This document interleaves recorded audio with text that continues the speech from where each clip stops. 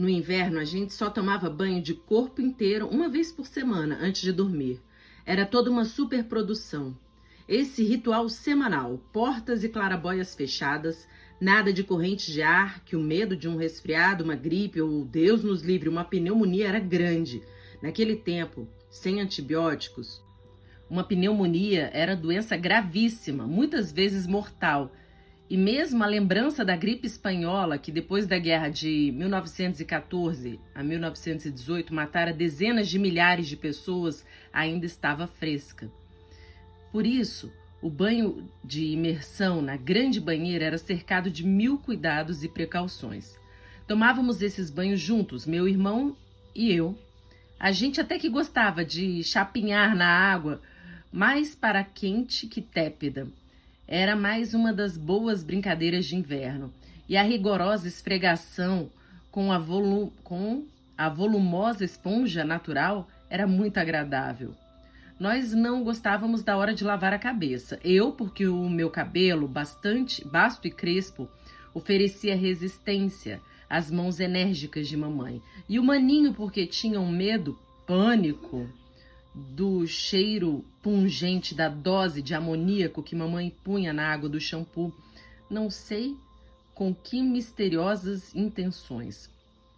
Uma vez, devidamente ensaboados, esfregados e enxaguados, éramos rapidamente enrolados em enormes toalhas felpudas que nos envolviam dos pés à cabeça, com cara e tudo, como se faz com os bebês, e depois de valentemente enxugados até ficarmos com a pele toda vermelha, éramos carregados, ainda embrulhados daquele jeito, para o quarto e para a cama, direto e sem escalas. E só então, já na cama, éramos desembrulhados, metidos rapidamente em longos camisolões de flanela e enfiados debaixo dos cobertores acolchoados à espera das histórias de papai.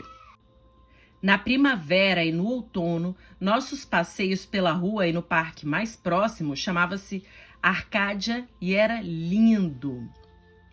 Eram mais prolongados. A Fraulein nos levava a pé até o rio. Andávamos pela ponte de pontões, víamos os mastros e as chaminés dos navios passando na nossa frente, observávamos do parapeito os paquetes a bufar de lá para cá, de cá para lá, ou íamos perambular pelas proximidades.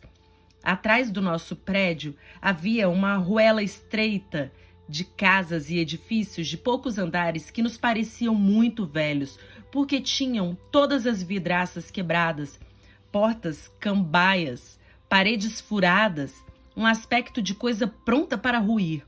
Por isso, batizamos aquela rua em alemão de Pustenitzstraße, ou Rua do Não Sopre, porque se a gente soprasse, ela ia desabar.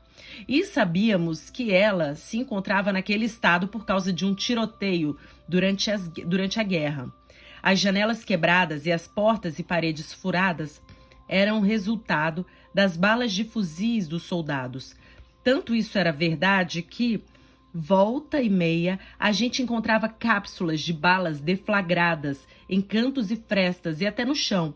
Só que éramos proibidos de pegá-las, especialmente depois que uma criança vizinha apanhou uma delas, que por desgraça não estava deflagrada e explodiu na mão da menina, arrancando-lhe 2 dedos. Mas a gente gostava de passear na Rua do Não Sopre, porque dava a imaginar toda sorte de coisas emocionantes que se passaram ali, 10, 12 anos atrás, quando ainda nem havíamos nascido.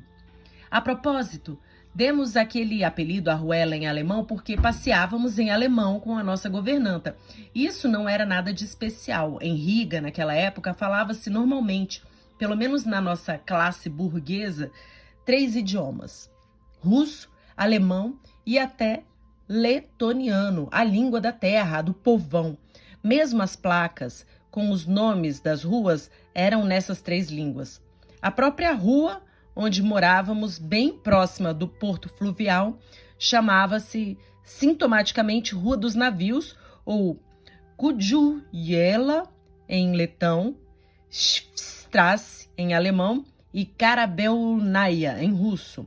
E nós, crianças, não estranhávamos isso. Falar 3 ou 4 idiomas era coisa comum em nosso meio. Não representava nenhum esforço ou sapiência especial. E hoje posso dizer que isso me foi de imensa utilidade e ajuda na vida em geral, sem falar na vantagem e no prazer de poder ler os meus amados livros no original em vários idiomas, entrando em contato com outros mundos, conhecendo outras terras, aprendendo a entender e a aceitar numa boa outros povos, outros usos e costumes, e viajando mais depressa que qualquer foguete atômico com a rapidez do pensamento. Aliás, ainda hoje eu não trocaria uma viagem numa vassoura de bruxa ou num pilão de Baba Yaga por nenhum veículo espacial do mundo. No Parque Arcádia é que se apreciavam melhor as mudanças das estações, na sua rica e frondosa vegetação, e nós conhecíamos os nomes de todas as árvores e arbustos. O senhor outono e a senhora primavera se esbaldavam. Não sei o que era mais lindo, se as tenras folhinhas verde claras que surgiam de repente na entrada da primavera nos galhos e ramos das árvores desnudados pelo inverno, ou se a rica paleta de cores, do amarelo claro ao vermelho vivo, com que o outono pintava as folhagens, antes de derrubá-las dançando ao vento e transformá-las em tapetes coloridos pelo chão. O outono era também a época em que os passarinhos migrantes, principalmente as andorinhas, partiam em bando, em rigorosa formação, para o distante sul, a Itália e outros países de clima quente. E o vento geladinho prenunciando o frio de verdade. Era até agradável. O chão, mesmo na calçada, ficava escorregadio. Chovia bastante, poças de água barrenta se formavam por toda parte. E demorava dias para secar, obrigando-nos a calçar luzidias galochas pretas por cima dos sapatos, para evitar os temíveis resfriados. Mas uma das grandes alegrias do outono eram as frutas. Era a época da sua maturação e elas eram muitas. Maçãs de várias qualidades, tamanho, cores, sabores e nomes diversos, ameixas pretas e amarelas, cerejas e groselhas rajadas como bolinhas de gude, peras e outras delícias, sem esquecer certos deleites raros e luxuosos que só podíamos saborear em ocasiões especiais. Frutas tropicais importadas que papai trazia de vez em quando da cidade, uma de cada vez, caríssimas que eram, e que meu irmão e eu repartíamos meticulosa e ciumentamente para nenhum dos dois ficar em desvantagem. Uma banana, por exemplo, era cortada em duas metades no sentido longitudinal, para que nenhuma das duas ficasse maior que a outra. Eu nunca vi mais que uma banana de cada vez. Pensava que elas cresciam assim, de uma em uma, penduradinhas em árvores altas e esguias.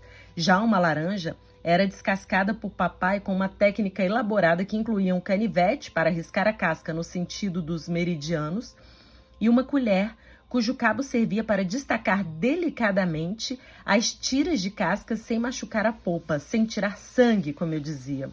Talvez porque eram laranjas de polpa bem vermelha. Então papai repartia a laranja por gomos, que nos dava de um em um, e nós os trincávamos e comíamos com todo o respeito. A abacaxi, que nós conhecíamos pelo nome de ananás, só o víamos em forma de rodelas saídas de latas importadas. Já as mexericas, que nós chamávamos de mandarinas, eram fáceis de descascar, claro, mas eram também repartidas de gomo em gomo, como as laranjas, e consumidas com a mesma pompa e circunstância.